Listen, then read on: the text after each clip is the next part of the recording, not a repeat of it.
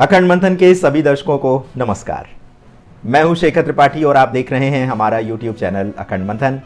आज अखंड मंथन की स्थापना के 8 वर्ष पूर्ण हो गए हैं और हम इसी उपलक्ष्य में आप सभी दर्शकों का हृदय से आभार व्यक्त करते हुए आज से आरंभ करने जा रहे हैं प्रतिदिन के समाचारों का निष्कर्ष, वह भी शुद्ध हिंदी भाषा के तत्सम शब्दों के साथ। हिंदी भाषा हमारी विरासत है, हमारी पहचान है, किंतु देखा यह जा रहा है कि शुद्ध हिंदी भाषा में उर्दू और अंग्रेजी के शब्दों का इतना मिश्रण कर दिया गया है कि हिंदी अपना प्राचीन स्वरूप खोती जा रही है। आरंभ में हम बहुत ही क्लिष्ट शब्दों का प्रयोग नहीं करेंगे क्योंकि आपको समझने में समस्या होगी, किंतु हमारा प्रयास रहेगा कि इस सीरीज में समाचारों की शुद्धता के साथ साथ भाषा की शुद्धता भी बरकरार रखी जाए।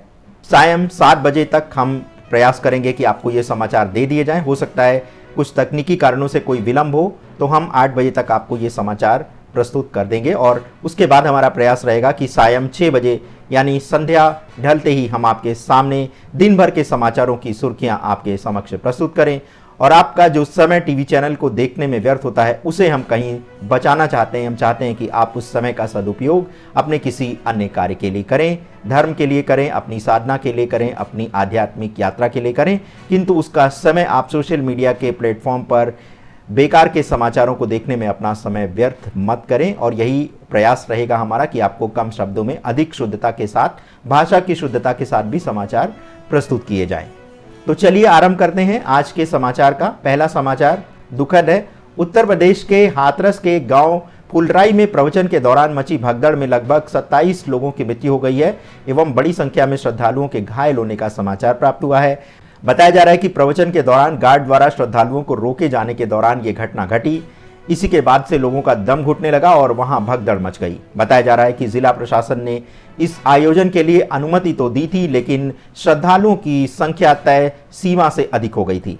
घायलों को अस्पताल में भर्ती कराया गया है। मृतकों में 23 महिलाएं, 3 बच्चे एवं 1 पुरुष सम्मिलित हैं। यूपी के मुख्यमंत्री योगी आदित्यनाथ ने इस घटना को लेकर के खेद व्यक्त किया है और इसके लिए उत्तरदायी लोगों पर कड़ा कदम उठाने का भी आश्वासन दिया गया है मुख्यमंत्री की ओर से।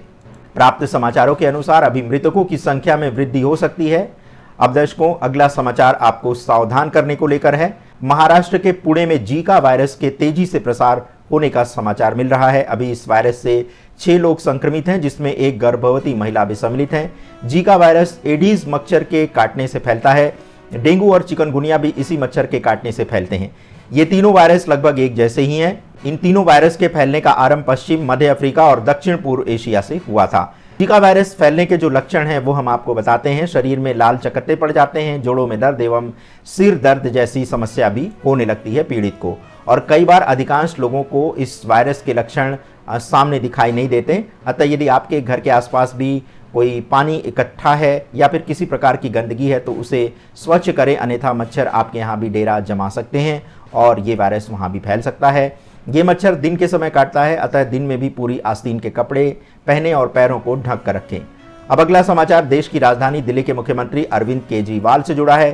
केजरीवाल दिल्ली शराब घोटाले में आरोपी बनाए गए हैं। उनसे प्रवर्तन निदेशालय द्वारा तो पूछताछ चल ही रही है। अब इस बीच सीबीआई द्वारा भी उन्हें गिरफ्तार कर लिया गया है। अब इसी सीबीआई की गिरफ्तारी को चुनौती देते हुए दिल्ली के सीएम अरविंद के वकीलों द्वारा दिल्ली हाईकोर्ट में 1 जुलाई को एक याचिका प्रस्तुत की गई है। दिल्ली हाईकोर्ट ने अब सीबीआई से अरविंद केजरीवाल की गिरफ्तारी किस आधार पर की गई है इसे लेकर के उत्तर मांगा है। सीबीआई अपना उत्तर 7 दिन के अंदर प्रस्तुत करेगी, जिसके पश्चात इस केस की सुनवाई 17 जुलाई को होगी।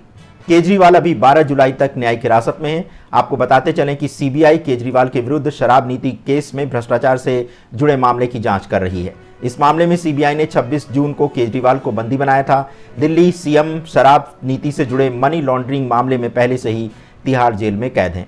अगला समाचार हमारी न्याय प्रणाली से जुड़ा है, जिसकी जानकारी आपके लिए बहुत उपयोगी है।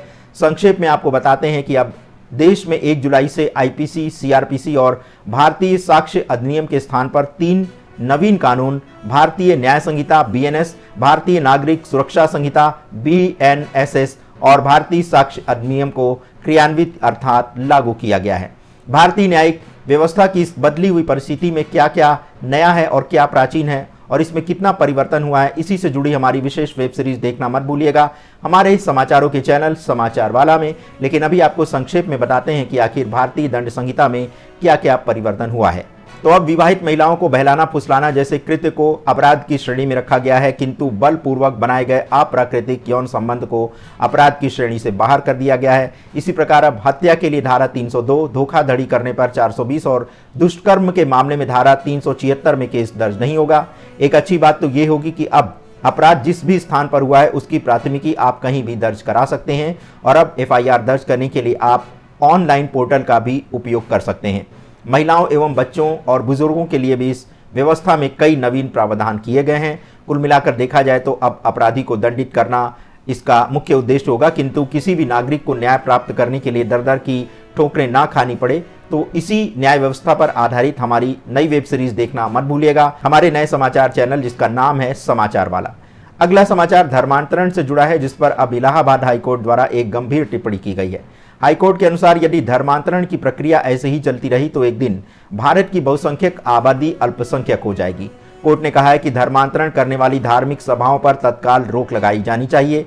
कोर्ट ने कहा है कि ऐसे आयोजन संविधान के अनुच्छेद 25 की ओर से दिए गए धार्मिक स्वतंत्रता के अधिकार के विरुद्ध हैं। संविधान का यह अनुच्छेद किसी भी व्यक्ति को धर्म मानने, पूजा करने और अपने धर्म का प्रचार प्रसार करने की स्वतंत्रता देता है। धर्म प्रचार करने की स्वतंत्रता किसी को धर्म परिवर्तन कराने की अनुमति तो नहीं देती है। इलाहाबाद हाईकोर्ट के जस्टिस रोहित रंजन अग्रवाल ने हिंदुओं को ईसाई बनाने के आरोपी मौधा हमीरपुर के कैलाश की जमानत अर्जी को निरस्त कर दिया। रामकली प्रजापति ने प्राथमिकी दर्ज कराई कि उसका भाई मानसिक रूप से बीमार था, उसे याची एक सप्ताह के लिए दिल्ली ले गया, वहां उन्हें ईसाई धर्म में परिवर्तित कर दिया गया। आरोप है कि इसके लिए शिकायतकर्ता के भाई को पैसे दिए जाते हैं। याची पर गंभीर आरोप हैं, गांव के तमाम लोगों को ईसाई बना दिया गया है।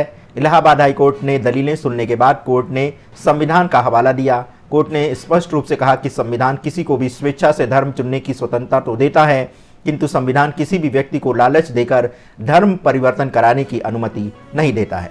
कोर्ट ने कहा कि धर्म का प्रचार करने का अर्थ किसी दूसरे व्यक्ति को अपने धर्म में परिवर्तित कराना नहीं है। अब आपको पश्चिम बंगाल ले चलते हैं। पश्चिम बंगाल के उत्तरी दिनाजपुर के चोपड़ा में महिला को सड़क पर पीटे जाने के मामले में गवर्नर आनंद बोस ने मुख्यमंत्री ममता बनर्जी से रिपोर्ट मांगी है। राजभवन के अधिकारी के अनुसार बोस फिलहाल दिल्ली में हैं। वे मंगलवार को चोपड़ा पहुंचकर पीड़ित से मिलेंगे। मानवाधिकार के डायरेक्टर जनरल से तुरंत एक टीम का गठन कर उसे उत्तरी दिनाजपुर के चोपड़ा भेजने के लिए भी कहा गया है। NHRC ने कहा है कि घटना का मुख्य अपराधी कथित रूप से पश्चिम बंगाल की सत्ताधारी पार्टी से जुड़ा है। महिला को पीटे जाने के बाद वायरल हुए वीडियो में स्पष्ट देखा जा सकता है। टीम का नेतृत्व सीनियर SP रैंक का अधिकारी कर रहे हैं और इस घटना की रिपोर्ट शीघ्र से शीघ्र कमीशन तक पहुंचाने की बात कही गई है। वहीं पश्चिम बंगाल पुलिस ने सोमवार को कहा है कि इस मामले को लेकर गलत समाचार फैलाया जा रहा है। कुछ लोग घटना को राजनीतिक रंग देना चाह रहे हैं। सत्यता तो ये है कि घटना की जानकारी प्राप्त होते ही पुलिस ने तुरंत अपराधी की पहचान कर उसे गिरफ्तार कर लिया है। पीड़ित को पुलिस सुरक्षा मुहैया कराई जा रही है। अब अगला समाचार उत्तर प्रदेश से है और वर्षा से संबंधित है। उत्तर प्रदेश में इस बार वर्षा का 150 साल पुराना रिकॉर्ड भी टूट सकता है, क्योंकि लखनऊ मौसम विभाग द्वारा ये सूचना दी गई है कि इस बार उत्तर प्रदेश में पिछले 150 वर्षों में हुई वर्षा से अधिक वर्षा होने के संकेत मिले हैं। बताया जा रहा है कि वर्षा के समय उत्तर प्रदेश के अधिकांश स्थानों का तापमान 60 से 8 डिग्री सेल्सियस तक घट गया है।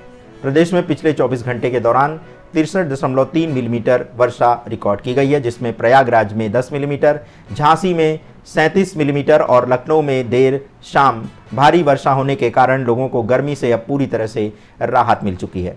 सोनभद्र, मथुरा, झांसी और बुलंदशहर में भी लगातार वर्षा हो रही है। अब आपको अर्थ जगत के समाचार देते चलें तो 2 जुलाई को सोने के मूल्य में गिरावट एवं चांदी के मूल्य में वृद्धि के समाचार मिले हैं। भारतीय सराफा बाजार के अनुसार सोने का मूल्य अभी 71,000 प्रति 10 ग्राम है, जबकि 1 किलो चांदी का भाव 78,000 रुपये प्रति किलो से अधिक हो चुका है। 24 कैरेट के शुद्ध सोने का मूल्य इस समय 71,858 रुपये है, जबकि शुद्ध चांदी का भाव 88,085 रुपये तक जा पहुंचा है। 1 जुलाई के सोने के भाव की तुलना करने पर 2 जुलाई को सोने के भाव में 16 रुपये की गिरावट देखी गई है, जबकि चांदी 283 रुपये प्रति किलो महंगी हो गई है। तो प्रिय दर्शकों, बस इतनी सी बात के कार्यक्रम में आज बस इतना ही। विस्तार से समाचार देखने के लिए आप हमारे समाचार चैनल समाचार वाला को सब्सक्राइब करना मत भूलिएगा, जिसका आरंभ हम कई नई वेब सीरीज के साथ करने जा रहे हैं। तो बने रहें हमारे साथ, क्योंकि भविष्य के साथ वर्तमान जानकर ही आप अपने भविष्य की नींव रख सकते हैं। आज के समाचारों में बस इतना ही। कल से आपको नए समाचार और दिन भर आपको इसके बारे में हम सूचित करते रहेंगे और सायंकाल आपको दिन भर के समाचारों का निष्कर्ष स्वरूप प्रस्तुत करेंगे अपनी वेब सीरीज का एपिसोड बस इतनी सी बात।